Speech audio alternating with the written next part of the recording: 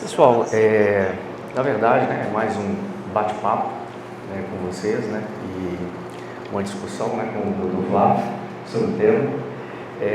Então, o nosso tema, basicamente, é sobre o Decreto 201, que é de 1967, né, que é os chamados crimes de responsabilidade, né, que fica restrito aí às figuras dos prefeitos e também dos vereadores.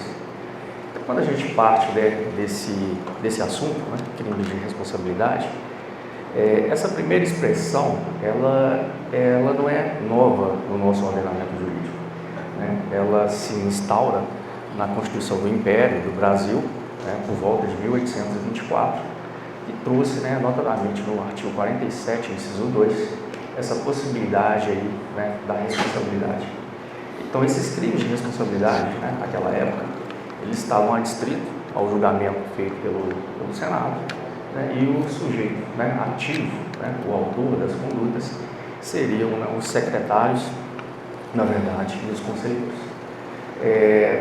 Naquela época, né, nós tínhamos também, né, o Código de 1830, que de maneira expressa, né, no artigo 308, parágrafo 1º, ele trazia que aquela legislação específica, né, o Código Criminal, ele não se aplicava exatamente aos crimes de responsabilidade, deixando a legislação específica sobre a matéria.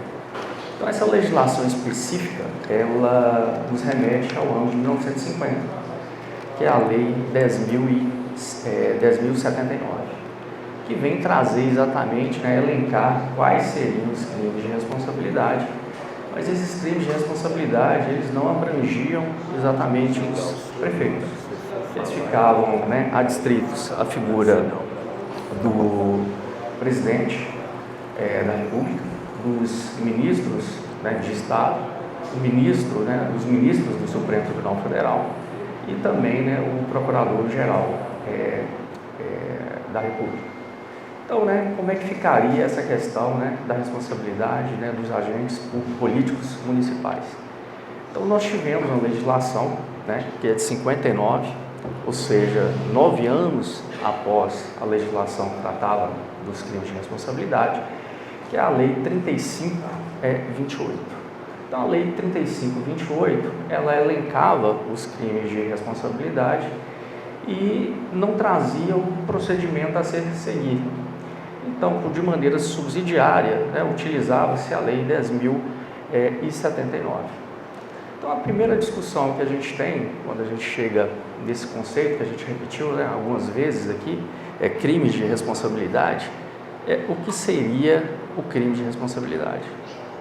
Então, como regra geral, o crime de responsabilidade nada mais é que infrações políticos-administrativas cuja sanção é exatamente, né, a perda do cargo público. Nada mais do que isso. Então, quando a gente pega esse arcabouço legislativo que precede o decreto 201 de 67 ainda em vigor, né, essa questão ela ficava bastante clara, né? Na Lei 3528, esses crimes chamados de responsabilidades, apesar de não ser crimes propriamente ditos, eles, como política, né, de infrações administrativas, eles eram julgados pela Câmara, né, Legislativa, e, notadamente, a pena é exatamente a perda do mandato e a possibilidade de não exercício dessa função no prazo de 5 anos. E naquela época deveria ter uma autorização da Câmara para que pudesse haver um processo criminal se aquela conduta praticada, tipificada como infração, né, político-administrativa ou de responsabilidade, também significasse um fato típico, ou seja, um crime previsto na legislação comum, no Código Penal. Tanto né, que naquela época nós tínhamos aí no Supremo Tribunal Federal a súmula 301. Então, para que houvesse o processo criminal, teria que ter uma alteração, ou seja, uma autorização da Câmara Municipal. Com o passar dos anos, né, principalmente aí, né, na época do regime militar, né, de 67, com a Constituição de 67, uma forte influência da Constituição de 67, é que surge exatamente o Decreto 201, que está em vigor até hoje. Então, quando a gente pega, né, o Decreto 201, né, de 67, vale lembrar que esse decreto, né, objetivando justamente, né, os crimes de responsabilidade, ficou adstrito justamente aos prefeitos e vereadores. Observem que em nenhum momento se refere aí ao governador. Por quê? Né? Aquela época, como a gente bem sabe, o prefeito, né, era eleito pelo povo, mas o governador era exatamente nomeado pelo governo central. Então, cria-se a ideia com o decreto 201 que apenas, né, condutas nocivas são praticadas no âmbito municipal e não atinge justamente, né, ao Estado membro. Então, esse decreto, né, que o Dr. Flávio vai destrinchar aí para a gente, esse decreto 201, ele traz, né, o crime de responsabilidade, ou crimes de responsabilidade, mas continua utilizando a mesma impropriedade do termo. Então, se nós pegarmos o artigo 1º do decreto 201, nós teremos lá, né, os crimes, né, previstos na legislação. E no parágrafo 4º, no artigo 4º, aí sim, nós teremos as infrações políticas administrativas. Então, esse decreto ele é dividido em duas partes. O artigo 1º são os crimes em espécie, cuja a competência de julgamento é do Poder Judiciário, né? E com a Constituição de 88, quando a gente fala dos prefeitos, nós temos aí, né, o foro por prerrogativa de função, né, sob o ponto de vista constitucional, e já o parágrafo 4º, né, que são exatamente as infrações políticas administrativas, elas são, né, julgadas pela Câmara Municipal. Nada impede, logicamente, né, ao invés de você utilizar o termo crime de responsabilidade do artigo 1º, nada mais é que um crime funcional, cuja conduta típica ela pode se adequar de maneira, né, justaposta ao artigo 1º da referida lei, ou a crimes previstos em legislações especiais, como lei de licitação, ou crimes praticados por servidor público, como peculato, corrupção, ou seja, uma conduta ela pode estar tipificada tanto como política administrativa, como também como crime previsto no artigo 1º. E, logicamente, como as responsabilidades elas são independentes, pode haver, né, os dois procedimentos sem nenhum problema quanto a isso, né, e não há interferência no outro, certo, pessoal?